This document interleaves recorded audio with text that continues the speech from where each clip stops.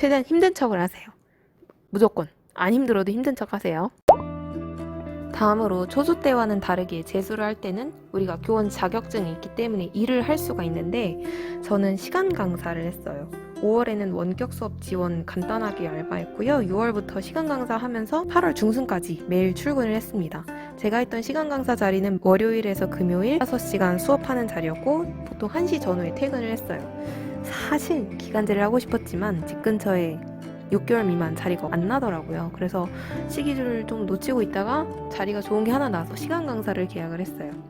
어차피 공부는 7월쯤 시작하게 되는데 솔직히 6개월 기간제 해도 괜찮을 거라고 생각합니다. 왜냐면 7월 중순에는 방학을 하니까요. 대신에 작년에 페인을 꼭 분석을 하시고 그 페인에 따라서 일을 할지 말지 정하셔야 되는데 재수의 원인이 공부량 부족 혹은 공부 시간 부족으로 결론이 났다면 기간제를 길게 하는 건 당연히 추천드리지 않습니다. 꼭 스스로 성찰하는 시간을 갖고 상황에 맞게 선택하셔야 돼요. 시간 강사는 이제 8월 중순까지 해서 9월 이전에 끝냈고요. 1시쯤 일 끝나고 점심 먹고 집 와서 낮잠 자고 정리하고 하면 4시, 5시 정도 되더라고요.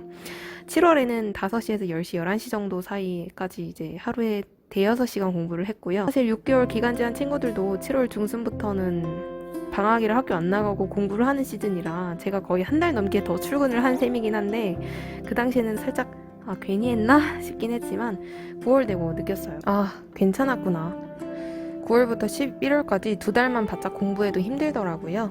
재수는 초수 때랑 완전히 달라요, 여러분. 특히 뽀개고 뽀갰던 내용을 그대로 다시 공부한다는 점이 정말 그렇습니다. 생각보다 기억도 잘 나는 자신을 발견할 수 있을 거예요. 그리고 지금은 전담을 하고 있는데 담임보다는 전담을 무조건 추천드립니다. 담임을 하면 여러 과목을 다루면서 2차에 도움이 된다, 면접에 도움이 된다고들 하지만 그건 그냥 학교에 있기만 해도 도움이 되니까 괜찮아요. 다음으로 대개는 불안함 때문에 혹은 TO 때문에 안정적이게 하향 지원을 하는 편인데 재수인데도 서울을 보겠다고 생각할 수 있었던 이유가 궁금하신 분들이 되게 많더라고요. 저는 우선 일단 제 스스로에 대한 자신감이 있었어요.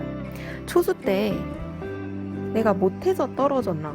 아닌데? 나 잘했는데? 열심히 했는데? 그냥 방향을 잘못 잡았던 거고 운이 좀 안 좋았던 거야 라는 생각. 그래서 흔들림 없이 재수도 서울로 볼 수 있었습니다. 또 알고 지내던 선생님들께서도 경기도도 좋지만 그래도 서울이랑은 느낌이 다르다, 교직 문화나 행정 업무 처리 같은 게 좀 다르다고 이야기를 해주셨던 것도 한몫했고요. 근데 시험날이 다가올수록 주변에 불안해하는 사람이 진짜 많기는 했습니다. 또 TO가 어떻게 나올지도 변수죠. 근데 지금은 서울 근교 경기에서 기간제를 하고 있는데요. 사실 경기도도 괜찮은 것 같아요. 근데 이건 스스로 결정할 문제라 많이 알아보시고 생각해 보시길 바랄게요. 내가 2년 정도 외곽에서 자취하면서 버틸 수 있는 멘탈인가? 내가 나중에 어딜 주거지로 삼을 것인가? 왜냐하면 지방에서 오시는 분들은 직장 근처가 이제 평생 주거지가 되실 테니까요. 또 선생님들 보시니까 경기에서 근무하시는 분들은 인접한 지역 순회하는 식으로 돌면서 근무를 하시더라고요. 저는 서울 교사지만 경기도에서 출퇴근하는 인생을 살 것 같기 때문에 요즘에는 굳이 왜 서울로 봤을까라는 생각도 조금은 들긴 합니다. 다음으로 멘탈 관리 관련해서 조언을 드리려고 하는데요. 초수 때랑은 또 차원이 다른 멘탈 케어가 좀 필요합니다. 전 차근차근 말씀을 드리면 저는 쉴 때는 푹 쉬는 걸 추천을 드려요. 여름에 하루 이틀 아예 공부 안 하는 그런 휴가도 보내시고요. 공부는 몰입을 한다고 잘 되는 공부는 아니라고 생각해요. 결국 9월까지는 최대한 많은 양을 쌓아놓고 11월까지 이걸 잊지 않으려고 되뇌이는 시험이잖아요. 엉덩이 싸움이 아니라는 거죠. 저는 주말 하루 통으로 쉬거나 하는 식으로 휴식을 계속 취했고요. 재수할 때도 약속을 꽤나 많이 잡았어요. 초수 때는 친구들이랑 학교 다니면서 공부하니까 수업 끝나고 공부하기 전에 같이 점심 먹으면서 스트레스도 풀고 스터디 일찍 끝나면 산책 좀 하다가 들어가고 이런 게 가능했는데 재수는 혼자 집에서 하다 보니까 많이 힘들더라고요. 그래서 종종 스터디하는 친구랑 멀더라도 중간 지점에 만나서 대면 스터디 하기도 했고 합격한 친구들이랑 맛있는 거 먹으러 가기도 하고 그랬습니다. 그리고 부모님이랑은 진짜 많이 싸웠어요. 일단 저는 제가 부족해서 떨어졌다고 생각하진 않았는데 부모님은 이제 지원을 해주시는 입장이니까 이번에는 이런 걸 더 해야 되는 거 아니냐, 이렇게 있어도 괜찮겠냐, 이런 걱정을 굉장히 많이 하셨는데 그게 전 너무 듣기가 싫더라고요. 그래서 저는 놀아도 카페 가서 놀았어요. 공부하고 온 척도 많이 하고 최대한 힘든 척을 하세요. 무조건 안 힘들어도 힘든 척 하세요. 그 다음에 이제 재수할 때는 교대 다닐 때는 모의고사를 볼 수가 있어서 상대적인 위치 파악이 가능했는데 N수 때는 그게 불가능하잖아요. 근데 이제 저 같은 경우에 모의고사로 상대적인 위치 파악은 좀 의미가 없다고 생각을 해요. 왜냐하면 저 초수 때 교대 보고 엄청 잘 봤었거든요. 네, 그래서 그게 전혀 의미가 없다는 걸 알고 있고, 그리고 모의고사는 내가 답안을 적는 스타일을 어떻게 보완해야 될지, 내가 어떤 부분을 더 공부해야 하는지 파악하는 그런 피드백 용도로 활용을 해야 옳다고 생각해요.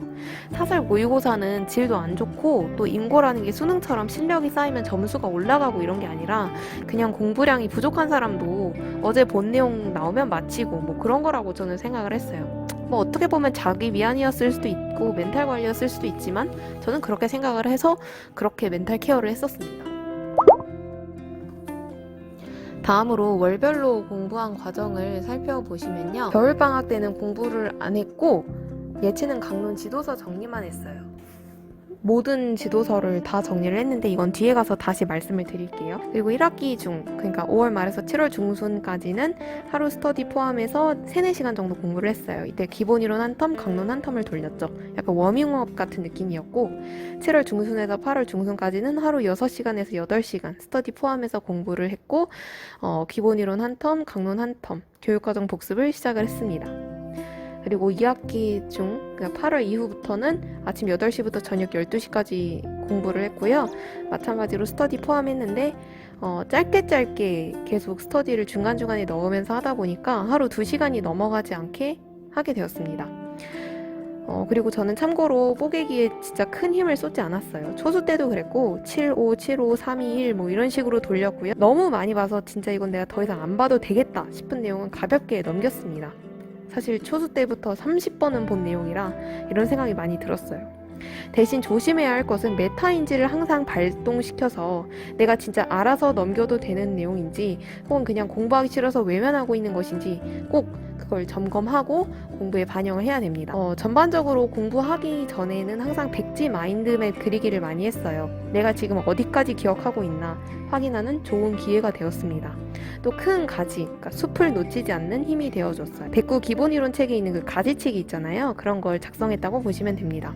혼자 일단 실컷 적고 또 책 보면서 다른 색깔 펜으로 추가해서 적고 이걸 몇 번 반복하다 보면 몇 번을 반복해도 틀리는 부분이 있고 또 계속 잘 알고 있어서 맞추는 부분이 있어요.